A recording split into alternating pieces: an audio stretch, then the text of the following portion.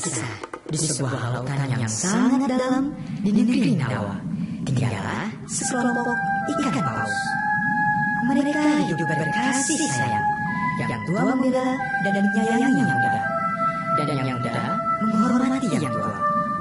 Mereka selalu hidup rukun berkelompok di kerajaan bawah laut. Pada suatu hari, ketika ikan-ikan paus sedang berkumpul, tiba-tiba datanglah ikan paus muda dengan nafas terengah dan wajah ketakutan.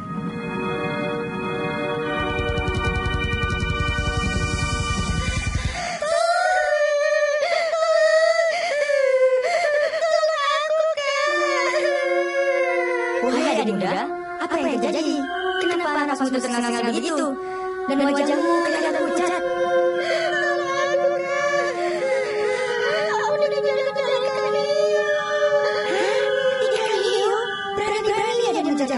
Belum tahu dia siapa kita. Mana dia? Kita lawan bersama-sama. Siapa yang pernah nanti kita dalam lautan ini? Kita lah yang paling kuat dan badan kita lah yang paling besar. Tunggu dulu. Kita tidak boleh terburu nafsu. Memang badan kita besar, tapi kita perlu ingat, badan besar tidak semestinya kita dapat melakukan apa saja yang kita suka dengan sewenang-wenangnya. Tapi kadang tua, masa kita biarkan saja mereka mengganggu daerah ini? Bukankah kita sudah mengalah dengan membiarkan daerah makanan di sebelah barat mereka ambil? Iya, betul. Rasanya sudah saatnya kita tunjukkan kekuatan supaya kita tidak ada anggap remeh. Selama ini kan kita sudah bersabar. Kesabaran itu ada batasnya. Apa gunanya untuk kekuatan? Lagi pula, tidak setiap saat mereka mengganggu kita. Marilah kita lihat apa hikmah di sebaliknya.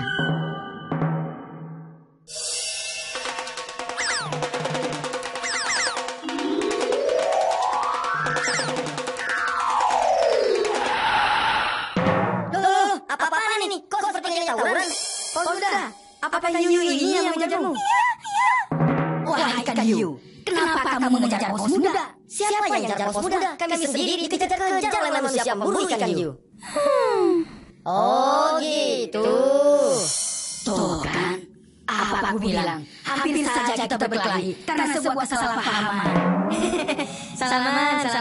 Ya, maafin saya.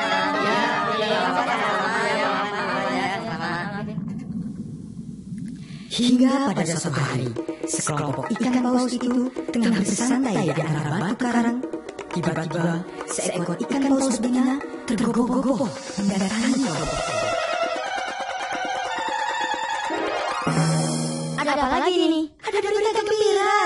Masya Allah, berita apakah itu? Tadi aku mendapat berita dari Kampari bahwa di atas permukaan bumi Ninawa telah datang seorang rasul yang mengajak manusia menyembah Allah. Jangan-jangan cuma gosip. Ikan pari dapat berita dari mana? Katanya ia mendapat cerita dari ubur-ubur.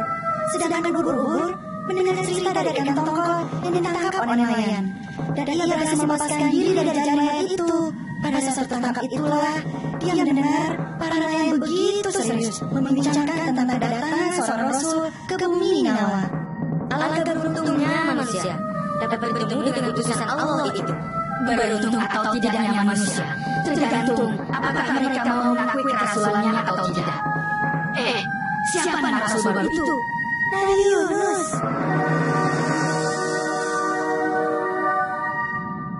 Nabi Yunus? Nama yang indah dan mulia. Semoga beliau berhasil mengemban amanah Allah untuk menyelamatkan umatnya dari kedurhakaan dan keingkaran.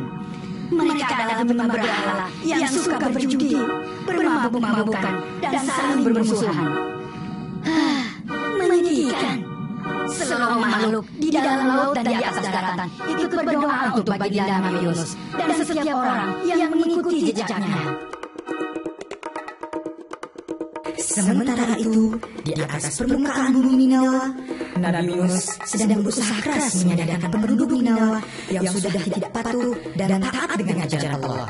Tapi apa yang didapat Nabi Yunus adalah cemoohan dan hinaan.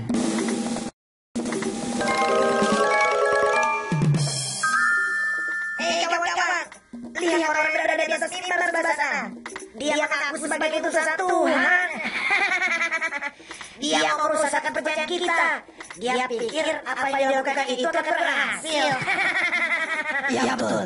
Dia tidak tahu apa yang dilakukan itu hanya sia-sia belaka. Mungkin dia sedang bermimpi.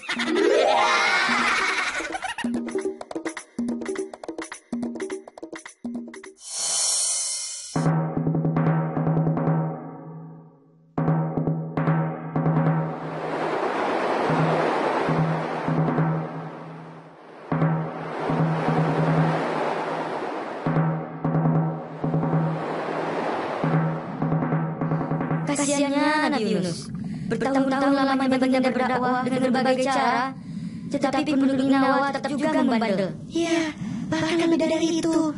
Penduduk Ninawa tidak takut dengan ancaman Nabi Yunus bahwa akan turun azab seperti turun azabnya Allah pada penduduk Ad dan Samud serta kaum Nabi Nuh.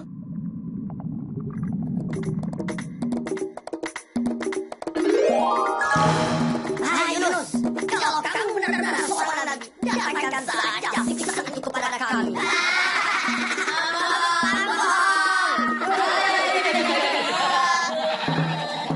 Nabi Yunus sedih berkepalang menghadapi hinaan dan penolakan kaumnya.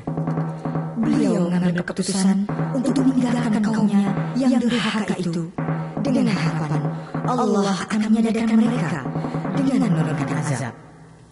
Memang benar, sepeninggal Nabi Yunus, awan gelap mulai menggantung di langit Ninawa. Semakin lama, semakin tebal, diiringi pekikan halilintar dan angin kencang.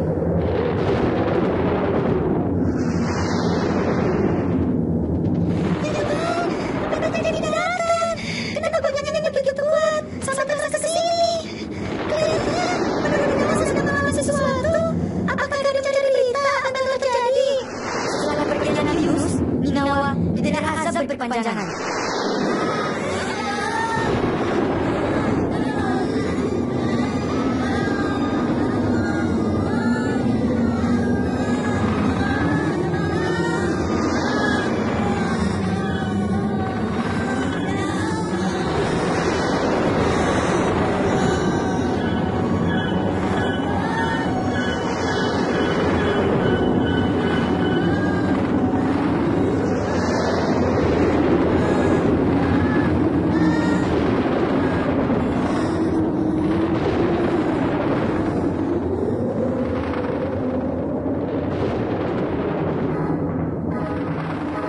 Selama berminggu-minggu, kaum Nabi Yunus bergelimang bencana yang datang dari Allah.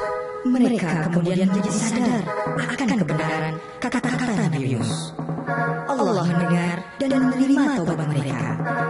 Penduduk Ninawa yang telah sadar itu kemudian berseru memanggil Nabi Yunus yang pergi entah kemana. Bahkan sebagian dari mereka melakukan pencarian.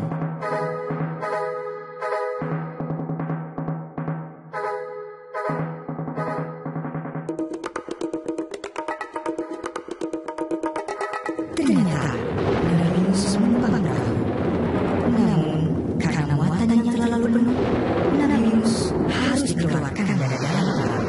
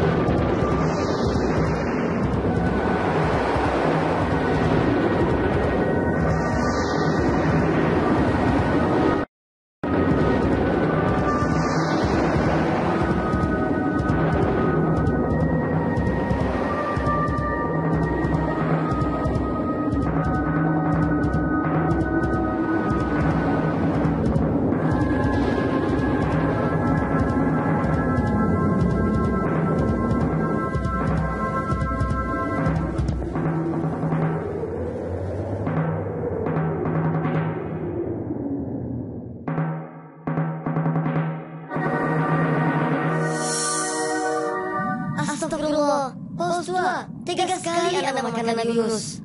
Aku sendiri tidak tega. Tapi ini semua atas perintah Allah. Dengan cara demikian, Allah berkehendak menyelamatkan Nabi Yunus setelah terjunkan dari perahu.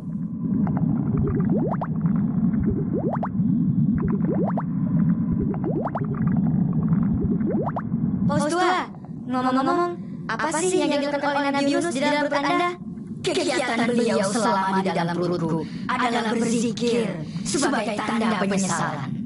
Karena beliau merasa telah menjadi orang yang zalim dengan meninggalkan kaumnya.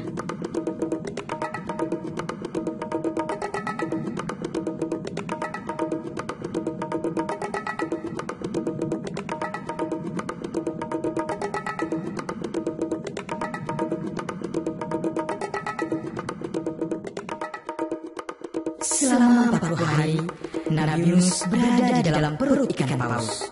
Hingga pada suatu hari, Allah memerintahkan paus tua untuk memuntahkan kembali Nabi Yunus ke pantai.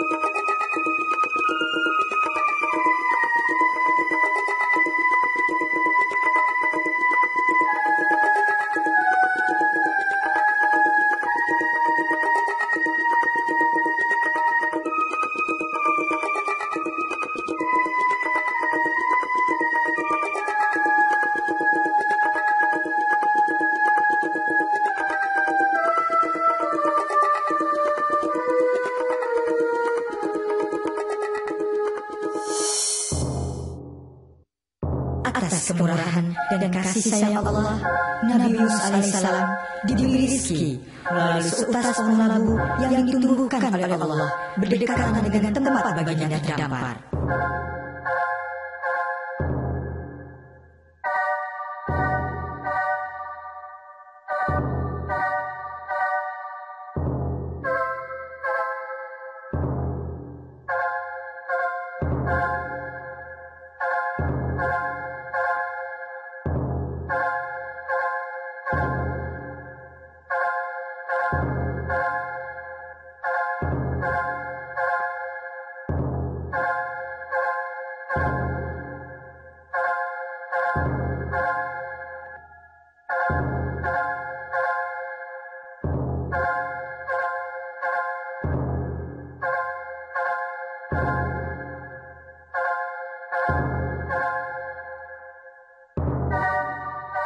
Setelah kesehatannya pulih, Allah memerintahkan Nabi Yunus untuk kembali kepada kaumnya.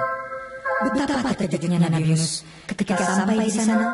Ternyata perubahan besar telah terjadi di dalam masyarakat kaumnya.